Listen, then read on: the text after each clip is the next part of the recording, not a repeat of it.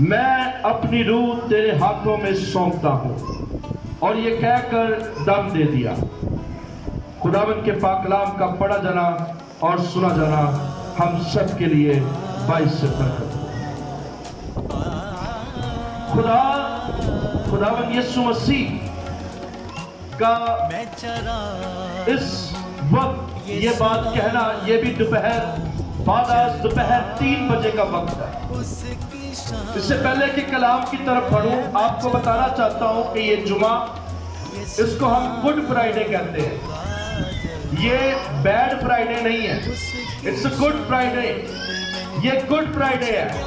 Good Friday کا مطلب ہے ایک اچھی بات، ایک اچھا کام تکمیل کو پہنچا ہے، ایک ایسا کام جس پر ابلیس نے قبضہ کر لیا تھا، ایک ایسی چیز جس کو ابلیس نے اپنے قبضے میں لے لیا تھا۔ خداوند یسوع مسیح آپ کا اور میرا نجات دہندہ، اس نے اس بات کو ثابت کر دیا اور تمام تر ابلیس کے منصوبوں کو اس نے تہس اور نہس کر دیا۔ یہ کلمات جب بولے گئے، جو 7واں کلمہ ہے، یہ بعد از دوپہر 3 بجے کا وقت تھا۔ اسی وقت جب یروشلم کے اندر، میں پھر کل رات کی طرح آپ کو اس بات پر لے جانے والا ہوں کہ یہ جو عید ہم مناتے ہیں، آج عید ہے، آپ کو بتانا چاہتا ہوں کہ آج بھی ہماری عید ہے۔ اس کو عید پاسکا کہا جاتا ہے، اور یہ جو عید ہے، یہ عید پاس اوور کے نام سے نکلی، یعنی ایک چیز سے ہمیں نکالا گیا، ہمیں موت سے نکال کر زندگی میں داخل کیا گیا، اس لیے اس کو گڈ فرائیڈے کہا جاتا ہے۔ آپ کو کوئی پوچھے کہ آپ اس کو گڈ فرائیڈے کیوں بولتے ہیں؟ جی فرائیڈے تو ساری گڈ ہے، کہنے والے ایسے بھی کہتے ہیں، تو آپ اس کو گڈ فرائیڈے کیوں بولتے ہیں؟ تو آپ کا جواب ان کے لیے یہ ہے کہ اس دن ہمارا خداوند یسوع مسیح ہمیں موت سے نکال کر زندگی میں لے کر داخل ہو گیا۔ ہاللیلویہ۔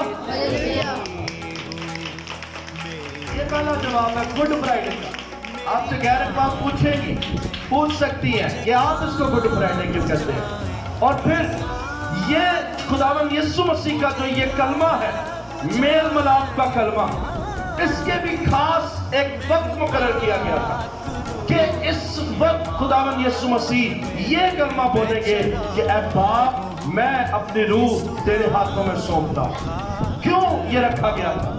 کیونکہ اسی وقت جب یروشلم کے اندر، ہر گھر کے اندر فسح کے برے ذبح کیے جا رہے ہیں، یعنی ٹھیک اسی طرح جب قوم بنی اسرائیل ملک مصر کی غلامی میں تھی، جب قوم بنی اسرائیل، پھر سے غور سے سنیں، مصر کی غلامی میں تھے، تو ٹھیک دوپہر 3 بجے ان کے ہاں برہ ذبح کیا جاتا تھا، اور برے کو ذبح کر کے ان کے گھروں کے چوکھٹوں پر لگایا جاتا تھا، اور خدا نے ان کے لیے یہ مقرر کر دیا تھا کہ تمہارے بچوں کے بچے، تم نسل در نسل اس روایت کو قائم رکھو گے، اور تم ذبح کرو گے برہ، یک سالہ نر ہوگا اور پاک ہوگا، بے عیب ہوگا، کوئی اس پر انگلی اٹھانے والا نہیں ہوگا، کوئی اس کی ٹانگ نہیں ٹوٹی ہوگی،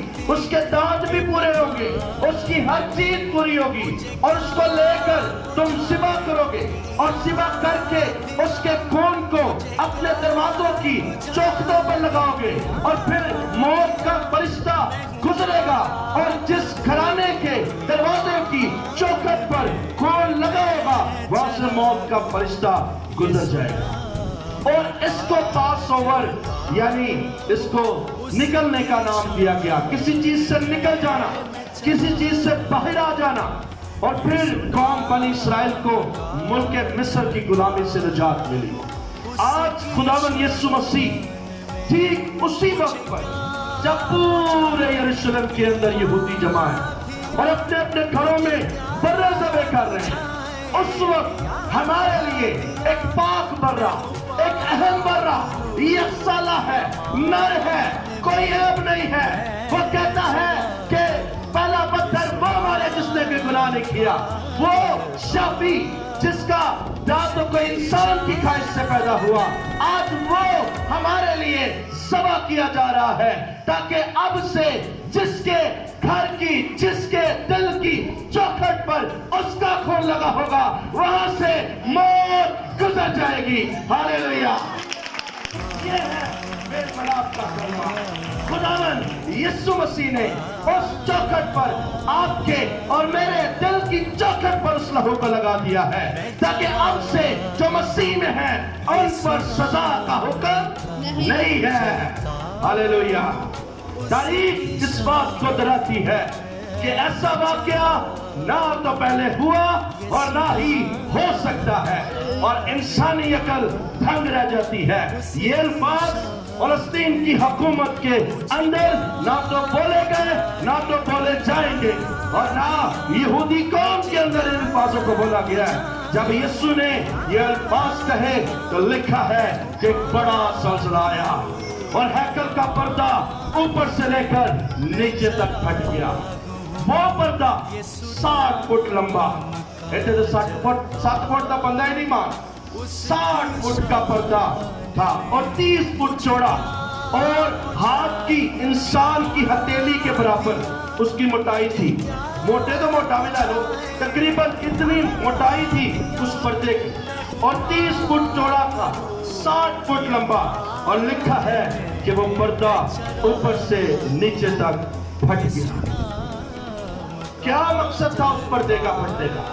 उस पर्दे के पीछे खुदा का पाक तरीन मकाम था, जहां पर यहूदी लोग और सरदार कायन वो जाते और खुदा की कुर्बानी के लिए खुदा के हुजूर उस बर्रे के, जब वो कुर्बानी कर लेते तो उस बर्रे के खून को छिड़क देते और इस बात की निशानदेही करते कि हमारे गुनाह ढांपे गए हैं। अभी हमने पता का कलमा सुना है, उसमें बहन ने कहा कि उन बर्रों के गुनाहों से, उन बर्रों के खूनों से उन गुनाहों को ढांपा जाता था, लेकिन पर्दे का फटना, 2 हिस्से होना, इस बात की निशानदेही करता है कि अब खुदा ने दुनिया से ऐसी मोहब्बत रख ली है कि जो कोई यीशु पर ईमान लाएगा हलाक नहीं होगा, बल्कि हमेशा की जिंदगी हासिल करेगा। ये है मेल मिलाप जो खुदावंद यीशु मसीह ने किया है। ये है मेल मिलाप जो खुदावंद यीशु मसीह ने आज सलीब पर हमारा और बाप के साथ एक मेल मिलाप करवाया है। अजीजों, खुदावंद आज आपका मिलाप हमारे बाप से, खुदावंद यीशु मसीह आज आपका और मेरा मिलाप हमारे बाप से, जो हमसे बिछड़ गया था, उससे करवाना चाहता है। ये वही बाप है जिसने सलीब पर अपनी जान देने के लिए अपने अंदर से निकाल कर अपना बेटा दे दिया। ये वही बाप था जिसने बागे एदन के अंदर आदम और हवा से मोहब्बत की थी। ये वही बाप था जो आदम को पुकारता था, जब आदम गुनाह में गिर गया, आदम को पुकारता था कि आदम तू कहाँ है? उस आदम को जुदा कर दिया गया था। वो इब्लीस नामुराद जिसने इंसान और खुदा के दरमियान एक वक्फा कायम कर दिया था, और वो वक्फा गुनाह का वक्फा था। वो दीवार गुनाह की दीवार थी जो कायम हो गई।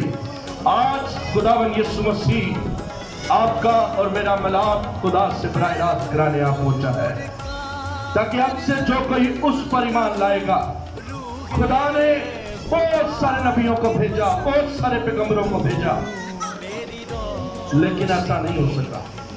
ऐसा तब हुआ जब खुदा का तहम निकल कर आया और उसने एक रास्ता बना दिया।